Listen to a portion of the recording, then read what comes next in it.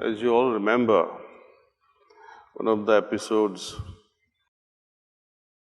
where Babuji Maharaj discovers the first samskar. He says, if you remove the first samskar that we all share in common, the base on which rest of the samskars are just lingering will collapse. So, what is that first samskar? How does it get removed from our system? Well, of course, every samskar gets removed through cleaning. And that is why, over a period of time, as you develop more and more faith, and we practice with dedication, a sort of courage develops and fear seems to die away. This is also confirmed by Lord Rama when he is giving gyan to one of his devotees. When he was asked, what is the greatest boon? He said, it is being fearless, being abhay. In Sahaj Marg, in our day-to-day life, despite of this daily cleaning by individuals, by having individual sittings through preceptors, attending group satsangs, it serves a great purpose of removing samskars which gets accumulated at different layers of our consciousness. Daily samskars, daily impressions are easy to remove through our evening cleaning process. A bit deeper layer of samskar can be removed through the help of our preceptors. Even deeper levels of samskars, our masters are able to help. These are the samskars which haunt us life after life. But what do we understand of samskar? When we remove samskars, what happens? Let us say you had an argument with someone, or you had such a very pleasant experience with someone in discussions. You have a memory associated with such encounter. Would the removal of memory or forgetting such a memory be equivalent to removal of samskars? No. It is only when I am able to forgive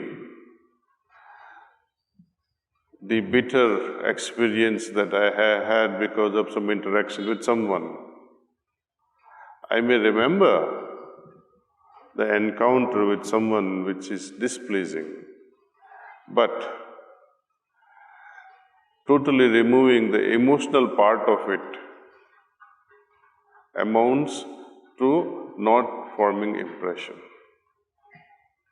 It is the emotional burden that is associated with our memory that creates some samskar. Emotional burden means I am saturated with so much of dislikes or likes. Only two things. So in our day-to-day activities, moment to moment, how vigilant are we with our reactiveness? Are you still reacting, or are you in osmosis with the source?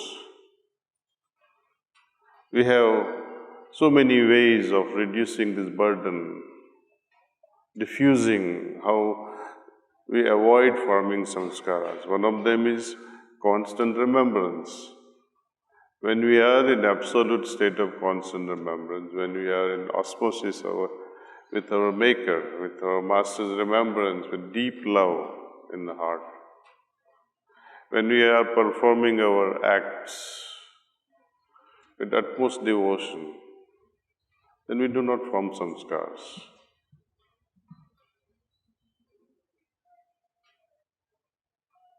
Another method that was given few years back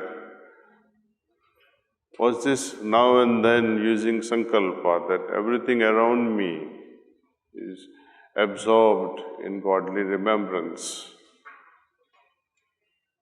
I like to add one more sankalpa to this sankalpa, that while we are in the office or at home, traveling via flight or via train or walking around, doesn't matter, wherever we are, think that everything surrounding us is absorbed in godly remembrance, and that all are in osmosis with the Source, developing increased peacefulness and moderation.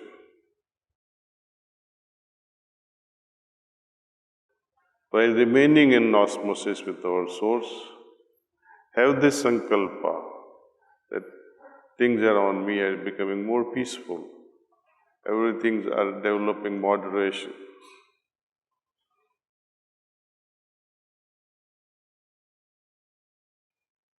In very short time, we'll come to a stage where we will not have to do daily cleaning.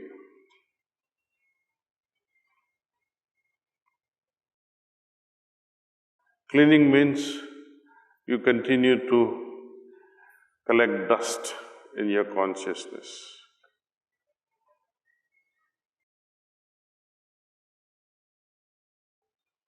By creating a veil around us, we are preventing all these things to settle in our heart.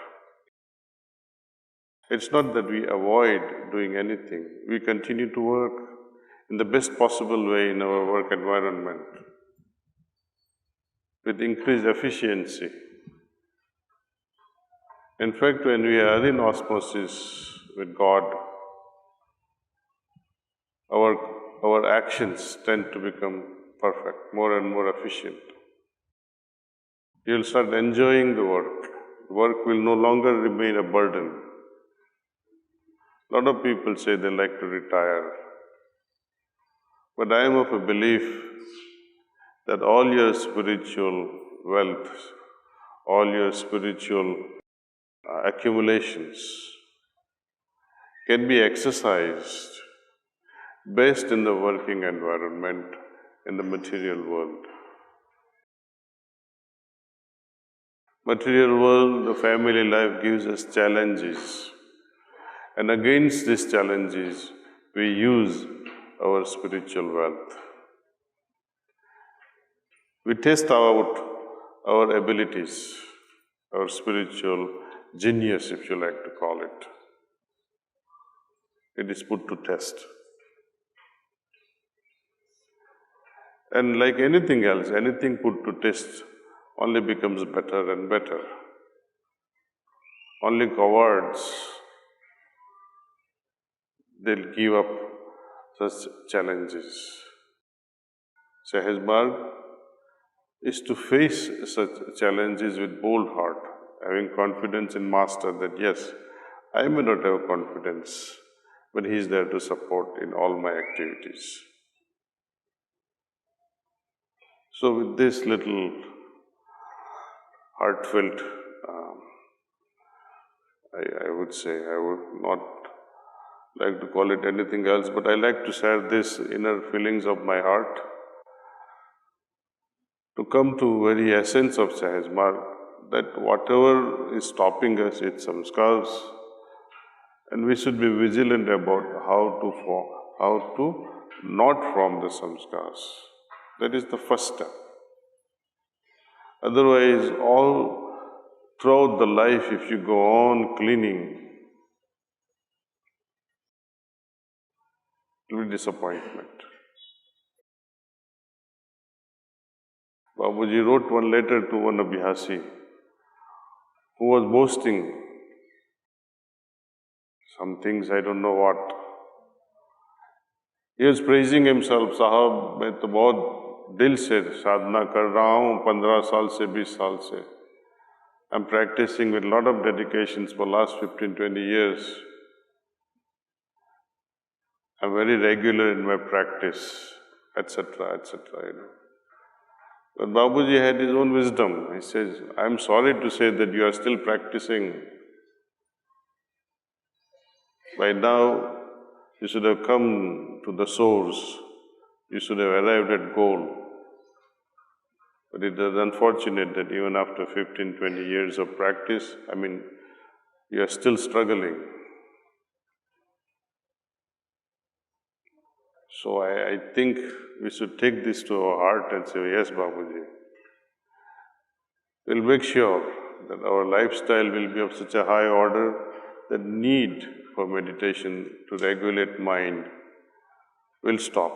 Need to remove the dust will stop because I don't invite or form any more samskars.